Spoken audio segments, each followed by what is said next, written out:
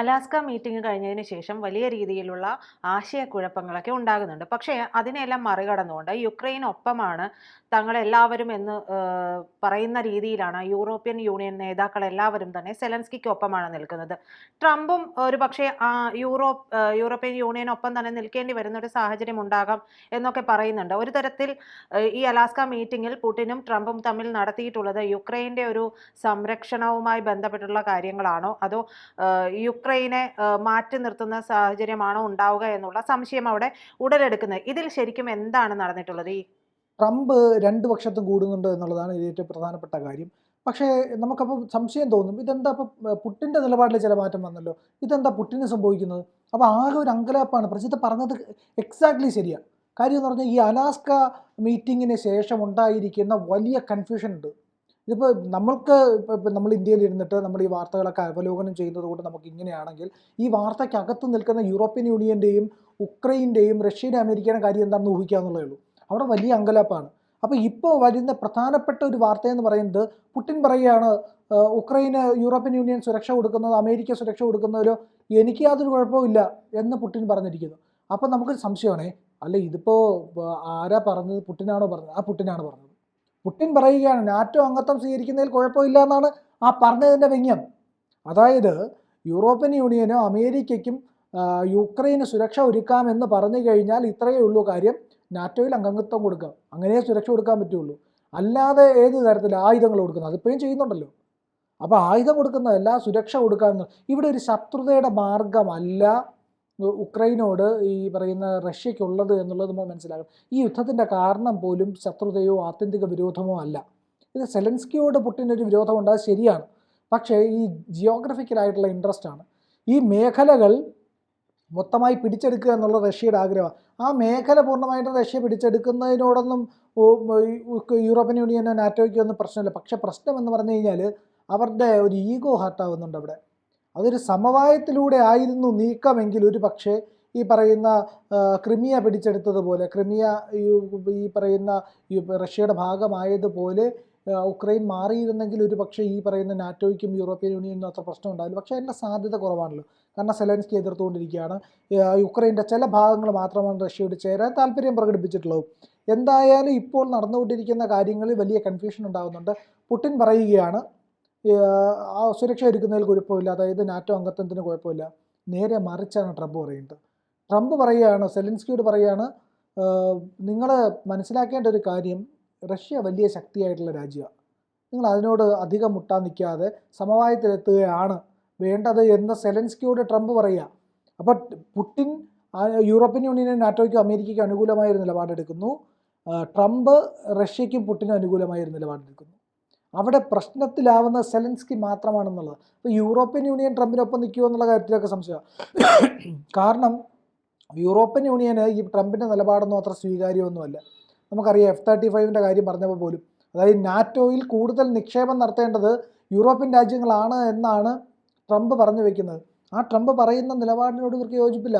European യൂണിയൻ്റേതായ ചില ആയുധങ്ങളുണ്ട്, ഈ പറയുന്ന എയർക്രാഫ്റ്റുകളുണ്ട്, അതുപോലുള്ള യുദ്ധോപകരണങ്ങളുണ്ട്. പക്ഷെ അതൊക്കെ നിക്ഷേപിക്കാം, ഒക്കെ ശരിയാണ്. പക്ഷേ നാറ്റോയ്ക്ക് ഈ പറയുന്ന അമേരിക്കൻ വിമാനങ്ങൾ നാറ്റോ വാങ്ങുന്നതിന് വേണ്ടിയിട്ട് നിക്ഷേപം നടത്തണമെന്ന് പറഞ്ഞു കഴിഞ്ഞാൽ അത് യൂറോപ്യൻ യൂണിയന് ഇത്തിരി മടിയുള്ള ഒരു കാര്യമാണ്. അതുകൊണ്ട് F-35 തിരുവനന്തപുരത്ത് ഇറക്കി, ഇതായത് പണിയാണ്, ഒന്നിനും കൊള്ളൂല എന്ന് പറഞ്ഞാൽ അതേ F-35 നേരെ കൊണ്ടുവന്ന് ജപ്പാനിലും ഇറക്കിയിട്ട് അവിടെ എന്താ വർക്ക്ഷോപ്പിലാണ്. അപ്പോൾ ഇത്തരത്തിലുള്ള പ്രശ്നങ്ങളുണ്ട്, ഈ വിമാനത്തിന് കുഴപ്പമുണ്ട് എന്നുള്ളത് യൂറോപ്യൻ യൂണിയൻ ലോകത്തോട് വിളിച്ചു പറയുകയാണ് ചെയ്യുന്നത്. ഒന്ന് ഏഷ്യൻ റീജിയനിലാണ് പറഞ്ഞത്. ഏഷ്യൻ റീജിയൻ എന്ന് പറയുമ്പോൾ നമുക്കറിയാം പ്രധാനമായിട്ടും അത് ഇന്ത്യയെ മാത്രമല്ല ലക്ഷ്യം വയ്ക്കുന്നത്, പാകിസ്ഥാനുള്ള സൂചനയും കൂടിയാണ്. നിൻ്റെ കയ്യിൽ ഇരിക്കുന്ന സാധനം കൊള്ളൂല കേട്ടോ, അവൻ്റെ ഒന്നിനും വാങ്ങണ്ട എന്ന് പറയുകയാണ്. അതേപോലെ സിംഗപ്പൂർ, മലേഷ്യ അടക്കമുള്ള രാജ്യങ്ങളോടും ഈ പറയുന്ന ഏഷ്യൻ ടൈഗേഴ്സ് എന്ന് പറയുന്ന ഈസ്റ്റേൺ കൺട്രീസ്, അതായത് സൗത്ത് ഈസ്റ്റ് ഏഷ്യയുടെ ഭാഗമായിട്ടുള്ള ഈ പറയുന്ന രാജ്യങ്ങളോട് പറയുകയാണ്, അമേരിക്കൻ സാധനങ്ങൾ കൊള്ളൂല, നിങ്ങൾ വാങ്ങിക്കരുത്. അതായത് ഒരു കച്ചവടക്കാരൻ്റെ കടയുടെ മുമ്പിൽ ചെന്നെന്ന് പറയുന്ന പോലെയാണ് ഈ പരിപാടി ചെയ്യുന്നത്, അല്ലെങ്കിൽ അവൻ്റെ കമ്പോളത്തിൽ ചെന്നെന്ന് പറയും. അപ്പോൾ ഈ ഒരു നിലപാടാണ് ഇപ്പോൾ എടുത്തിരിക്കുന്നത്. പക്ഷേ ഇതിനകത്ത് ചില സംശയകരമായ കാര്യങ്ങൾ ഉള്ളത് എന്താണെന്ന് പറഞ്ഞു കഴിഞ്ഞാൽ, ഈ പറയുന്ന ഓഗസ്റ്റ് 15 മീറ്റിംഗ് മാത്രമല്ല, അതിനപ്പുറത്തേക്ക് പ്രധാനപ്പെട്ട ഒരു കാര്യം ഉണ്ടായിരിക്കുന്നതെന്ന് പറഞ്ഞു കഴിഞ്ഞാൽ, ഈ ഉക്രൈനിലെ ധാതു നിക്ഷേപവുമായിട്ട് ബന്ധപ്പെട്ട കാര്യം, ഡോൺബാസ് മേഖല. ലുഹാൻസും ഈ പറയുന്ന ഡൊണറ്റ്സ്കും അടക്കമുള്ള ഡോൺബാസ് മേഖലയിൽ റഷ്യക്ക് വിട്ടുകൊടുക്കണം എന്നുള്ള ഒരു ആവശ്യം ഈ പറയുന്ന ഇപ്പോൾ ഓഗസ്റ്റ് 15 കൂടിക്കാഴ്ചയിൽ ട്രംപിന് മുമ്പിലേക്ക് പുടിൻ വെച്ചിട്ടുണ്ട്. അപ്പോൾ ഈ നിലപാട് പുടിൻ അംഗീകരിച്ചേ മതിയാവുള്ളൂ. കാരണം പറഞ്ഞു വരുന്ന കാര്യത്തിലെ ഏറ്റവും പ്രധാനപ്പെട്ട ഒരു കാര്യം ഈ ഡോൺബാസ് മേഖലയിലെ നിക്ഷേപങ്ങളാണ്. ധാതു നിക്ഷേപങ്ങൾ ഒരു കാരണവശാലും വിട്ടുകൊടുക്കില്ല എന്നുള്ള ഒരു നിലപാടിലായിരുന്നു സെലൻസ്കി എടുത്തിരുന്നത്. ആ നിലപാടിനെ അട്ടിമറിക്കുകയാണ് ട്രംപ് ചെയ്യുന്നത് എന്നുള്ളത്. അക്ഷരാർത്ഥത്തിൽ സെലൻസ്കിയുടെ നിലപാടിനെ അട്ടിമറിക്കുന്നത്. അതുകൊണ്ടാണ് അടുത്ത പുടിനുമായിട്ടുള്ള മീറ്റിങ്ങിന് മുമ്പ് ട്രംപുമായിട്ടൊരു കൂടിക്കാഴ്ച ഉണ്ടാകാനുള്ള സാധ്യതയുണ്ട്. ആ ട്രംപുമായിട്ടുള്ള കൂടിക്കാഴ്ചയ്ക്ക് മുൻപ് ഈ പറയുന്ന ട്രംപിനെ കാണുന്നതിന് മുമ്പ് യൂറോപ്യൻ യൂണിയൻ്റെ നേതാക്കളുമായിട്ട് ചേർന്ന് ഒരു സമവായത്തിലേക്ക് എത്തി അതുവഴി ട്രംപിനെ പറഞ്ഞ് മനസ്സിലാക്കി ഡോൺബാസ് മേഖല കൊടുക്കില്ല എന്നൊരു നിലപാടിലേക്ക് ഈ പറയുന്ന ഉക്രൈൻ എത്തുന്നത്. ഡോൺബാസ് വിട്ടുകൊടുക്കുന്ന പ്രശ്നം ഉദിക്കില്ലെന്നാണ് സെലൻസ്കി പറഞ്ഞ ഡയലോഗ്. അതാ ഇതിന് പ്രശ്നമേ ഉദിക്കുന്നില്ല, അങ്ങനെ ഒരു കാര്യം ചർച്ചയേയില്ല എന്ന് സെലൻസ്കി പറയുകയാണ്. സെലൻസ്കി അമേരിക്ക സന്ദർശിച്ചപ്പോൾ ട്രംപും JD വാൻസും ചേർന്ന് പരസ്യമായിട്ട് നിർത്തിപ്പൊരിച്ചിരുന്നു. റെഡിയാക്കിയേ വിട്ടത്, നീ ഇവിടുന്ന് തിരിച്ചു പൊക്കോണമെന്നൊക്കെ പറഞ്ഞ് വിരട്ടി, നമുക്കറിയാമല്ലോ, അപമാനിച്ചു. ഈ പറയുന്ന ദക്ഷിണാഫ്രിക്കൻ പ്രസിഡന്റിനെ ഇതുപോലെയാണ് പെരുമാറിയത്. പക്ഷെ അദ്ദേഹം തിരിച്ച് അത്യാവശ്യം കൊടുത്തിട്ടൊക്കെയാണ് പോയത്. അപ്പോൾ സെലൻസ്കിക്ക് അത് വലിയ തിരിച്ചടിയായിരുന്നു. അതുകൊണ്ട് ഇത്തവണത്തെ മീറ്റിംഗിൽ യൂറോപ്യൻ യൂണിയൻ നേതാക്കൾ വരികയാണ്. അതായത് ഈ പറയുന്ന ഇത്തരത്തിലുള്ള അപമാനം നേരിടുന്ന ചെറുക്കാൻ വേണ്ടിയിട്ടാണ് ഈ യൂറോപ്യൻ യൂണിയൻ നേതാക്കളെ കൂട്ടുന്നതാണ്. പക്ഷേ മാർക്കോ റൂബിയോ പറയുകയാണ് അത്തരത്തിലുള്ള പ്രശ്നങ്ങളൊന്നുമില്ല, സെലൻസ്കിക്ക് അങ്ങനെ അപമാനിതനാവും എന്നുള്ള ഒരു സാഹചര്യമൊന്നുമില്ല, അതുകൊണ്ട് തന്നെ അങ്ങനെ ഭയക്കേണ്ട കാര്യമില്ല എന്ന് മാർക്കോ റൂബിയോ പറയുന്നുണ്ട്. എന്തായാലും European Union Commission President Ursula ഫോർ der Leyen, French President Emmanuel Macron, German Chancellor Friedrich Merz തുടങ്ങിയവരാണ് ഇത്തവണ സെലൻസ്കിക്കൊപ്പം കൂടിക്കാഴ്ചയ്ക്ക് എത്തുന്നത് എന്നുള്ളതാണ്. കാരണം യൂറോപ്യൻ യൂണിയനും യൂറോപ്യൻ രാജ്യങ്ങൾക്കൊക്കെ മടുത്തു എന്നുള്ളതാണ്. ഒന്നാമത് റഷ്യയിൽ നിന്നുള്ള ഊർജ്ജ പ്രതിസന്ധി അതിഗംഭീരമായിട്ട് യൂറോപ്യൻ യൂണിയൻ, നമ്മൾ ലോഡ് ഷെഡിങ് എന്നൊക്കെ പറഞ്ഞിട്ട് ഇവിടെ നമ്മൾ പറയാറുണ്ടല്ലോ, യൂറോപ്പിലെ അവസ്ഥ അതാ, പവർ കട്ടാണ് ഇവിടെ. അത് പവർ കട്ട് ചെയ്തുകൊണ്ടിരിക്കുക. അവിടുത്തെ ജനങ്ങളോട് പറയാൻ ഞങ്ങൾക്ക് വൈദ്യുതി തരാനില്ല, പല മേഖലകളിലും റിമോട്ട് ഏരിയകളിലൊക്കെ തകരാറ് സംഭവിച്ച് ഇലക്ട്രിക് സപ്ലൈ കട്ടായി കഴിഞ്ഞാൽ കൊടുക്കുന്നില്ല, വൈദ്യുതി കൊടുക്കുന്നില്ല. ഇത്തരം പ്രശ്നങ്ങൾ ഗുരുതരമായിക്കൊണ്ടിരിക്കുന്നു യൂറോപ്പിലെ വ്യവസായ മേഖലയെ ഏറ്റവും അധികം ബാധിച്ചുകൊണ്ടിരുന്നത്. നേരത്തെ ചിപ്പ് പ്രതിസന്ധി അറിയാമല്ലോ, അത് ചൈനയുമായിട്ടൊക്കെ ബന്ധപ്പെട്ടാണ് ഉണ്ടായിരുന്നില്ല. പക്ഷേ ഇപ്പോൾ ചിപ്പ് പ്രതിസന്ധി മാത്രമല്ല, ഈ പറയുന്ന ഊർജ്ജ പ്രതിസന്ധി മറ്റൊരു രീതിയിൽ ബാധിച്ചുകൊണ്ടിരിക്കുന്ന നിർമ്മാണ മേഖലയിൽ. ഇപ്പോൾ ഒന്നാമത്തെ ഒരു ശൈത്യകാലഘട്ടത്തിൻ്റെ തുടക്കത്തിലുണ്ടായിരുന്നതൊക്കെ കഴിഞ്ഞ് സ്പ്രിങ്ങും കഴിഞ്ഞ് ഇങ്ങനെ മുന്നോട്ട് പോവുക. അപ്പോൾ അടുത്ത ശൈത്യകാലത്തിലേക്ക് എത്തിക്കഴിഞ്ഞാൽ ഗുരുതരമായ പ്രശ്നം ഉണ്ടാകും എന്നുള്ളതിനെ പറ്റിയിട്ട് യൂറോപ്പിന് ബോധ്യമുണ്ട്. അപ്പോൾ അതുകൊണ്ട് തന്നെ ഈ പ്രശ്നങ്ങൾ കൃത്യമായി പരിഹരിച്ച് മുന്നോട്ട് പോയില്ലെങ്കിൽ അത് യൂറോപ്യൻ യൂണിയന് പ്രശ്നമാകും.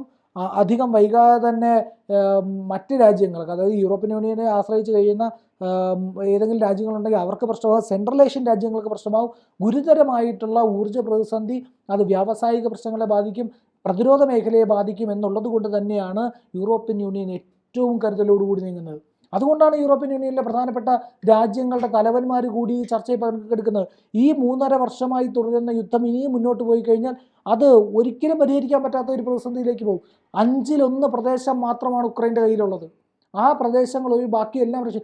അത് മനസ്സിലാക്കിയ ട്രംപാണ്, ഇല്ലെങ്കിൽ ഈ പറയുന്ന റഷ്യയുടെ കരുത്ത് തിരിച്ചറിഞ്ഞ ട്രംപാണ് സെലൻസ്കിയോട് പറയുന്നത് അവർ വലിയ ശക്തിയാണ്, നീ ഇങ്ങനെ കണ്ട് ബലം പിടിക്കരുത്, മസിൽ പിടിക്കരുത് എന്ന് അഴിഞ്ഞു കൊടുക്കുക എന്നുള്ളത്. എന്തായാലും വരാനിരിക്കുന്ന മീറ്റിങ്ങിൽ പുടിനും സെലൻസ്കിയും നേരിൽ കാണുകയാണ്. ഈ പ്രശ്നത്തിൻ്റെ ഒരു പരിഹാരം ഉണ്ടാകുമെന്ന് തന്നെ പ്രതീക്ഷിക്കാം. ഇല്ലെങ്കിൽ ലോകം നേരിടാനിരിക്കുന്ന വലിയ ഭീഷണിയാണ്.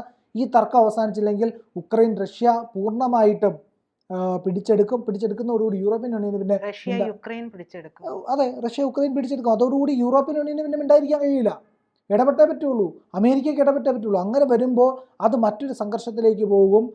പണ്ട് നമ്മൾ പറയുമല്ലോ, ഈ പറയുന്ന ബാൽക്കൻ പെൻസിലുണ്ടായ കഴിഞ്ഞ നൂറ്റാണ്ടിൻ്റെ മധ്യത്തിലുണ്ടായ അതേ പ്രശ്നങ്ങൾ വീണ്ടും ഉണ്ടാവാൻ സാധ്യതയുണ്ട്. ഫ്രാൻസും ജർമ്മനിയും ഇറ്റലിയൊക്കെ തമ്മിലുണ്ടായ പ്രശ്നത്തിൻ്റെ അതേ മാതൃകയിൽ വീണ്ടും ഈസ്റ്റേൺ യൂറോപ്പും ഈ പറയുന്ന യൂറോപ്പും തമ്മിലുള്ള പ്രശ്നങ്ങൾ ഗുരുതരമായിട്ടുള്ള പ്രശ്നങ്ങളിലേക്ക് കടക്കുക, അത് ലോകയുദ്ധത്തിലേക്ക് വരെ നയിക്കപ്പെടാം എന്നുള്ളൊരു കാര്യമുണ്ട്. അതുകൊണ്ട് തന്നെ അതിലേക്കൊന്നും പോകാതിരിക്കണമെങ്കിൽ ഇവിടെ ജാഗ്രത പാലിക്കേണ്ടതുണ്ട്, ഇവിടെ കൃത്യമായ നടപടി സ്വീകരിക്കേണ്ടതുണ്ട്. കൂടുതൽ വാർത്തകളും വിശേഷങ്ങളും നിങ്ങളിലേക്ക് എത്താൻ ABC മലയാളം സബ്സ്ക്രൈബ് ചെയ്യുക, ബെൽബട്ടനും അമർത്തുക.